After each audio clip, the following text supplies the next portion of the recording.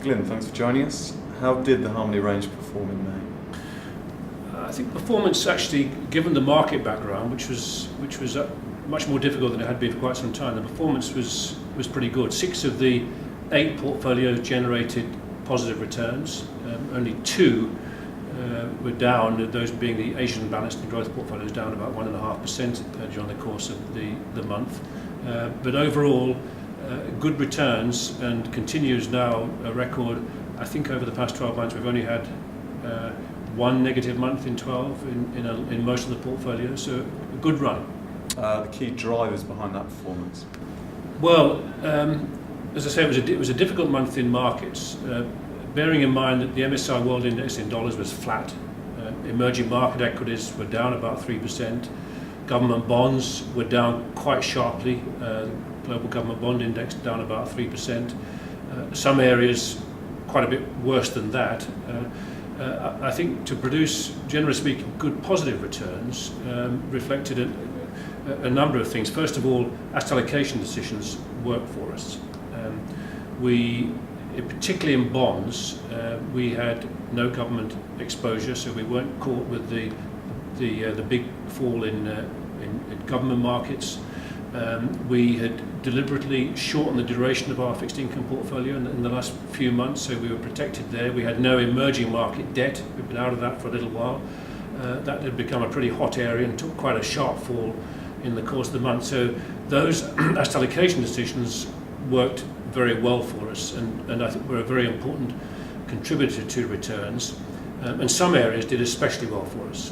Convertibles, where we've had a big position for quite some time, produced another good positive return, now up about 8% so far this year. Well, that was a really good contributor. And then quite a number of our underlying managers produced good returns in the course of the month, particularly in the US, the UK, and Asia. We had some really very good performance from our managers. So I think those were the main things that enabled us to produce a pretty good result this month.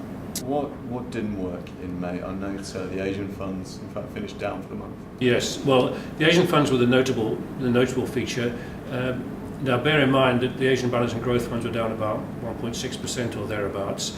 The Asian equity markets, ex-Japan, were down 9%. Japan was down in dollar terms about 5 or 6%. Because the yen was weak again, the Japanese market finally began to sort of sell off a little bit after the strong rise. So this was against a background of some pretty tough markets in the course of May. So I think against that we held up reasonably well. The other areas that didn't work for us were primarily what I would call sort of dividend income plays in the equity markets. There, as bond yields rose in the month, as there was talk of Fed tapering of QE, the market actually sold out of these sort of income-producing stocks. So property securities was a big hit in the month. Global property securities down nearly 8% in the month alone. So our exposure there hurt us a little bit. We also have some exposure to infrastructure, which didn't do particularly well in the month. Again, seen as a dividend income play, that was down about 4%. And then some sectors in the markets didn't do particularly well. Utilities, telecoms, we were less exposed to those. So it was really Asia and property, I think, where the biggest knock in the month was. Did you elect to make any major changes to the portfolios last month? No, we didn't. We'd made some big changes in the previous few months. We had, earlier this year, we'd sold out of our positions in US Treasury inflation protected securities. That was the last of our safe haven government bond holding gone. So we were right out of government bonds earlier. We had already shortened the duration of our remaining fixed income portfolio, coming out of traditional high yield into short duration high yield, for instance, that type of thing. So we'd made some quite significant changes prior to May. So there were no significant changes in May. I think we were actually well positioned in May for the events that took place. And finally, Glyn, what do you see on the horizon, effectively?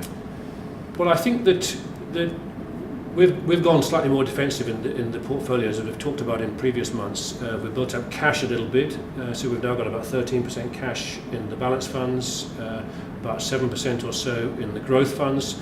So we've got some firepower there, and we've deliberately allowed cash to increase a little bit, We cut our equity weightings back a little bit earlier this year, and as I mentioned earlier, we've been reshuffling our fixed income portfolios and shortening duration there. So we're actually in a good position to take advantage of these falls that we're seeing in equity markets in particular. And I think we'll probably see this period of consolidation going on a bit longer. We'll be looking out for opportunities to redeploy that cash that we've built up, because we don't see this as the end of the bull market. This market has got legs. It's going to run further than this, we think. It's just gone too hard too quickly. The fundamentals need to catch up a little bit with what has been happening in a liquidity-driven market. And with talk about liquidity easing off a little bit, I think we'll see markets come down. That's an opportunity for us. And we'll be looking out in areas that are being hit very hard at the moment. Emerging markets is one, where opportunities we think will arise. Europe is another area where we think things will begin to improve a little bit as we go through this year. So our focus will be on equity markets, redeploying that cash in equity markets, not in bond markets, where we still don't see any form of decent value. So we'll be looking to move back into equity markets, and we think that as we go through this year, we'll see some pretty good returns again once we've gone through this patch of relatively weaker performance. Glyn, thank you very much.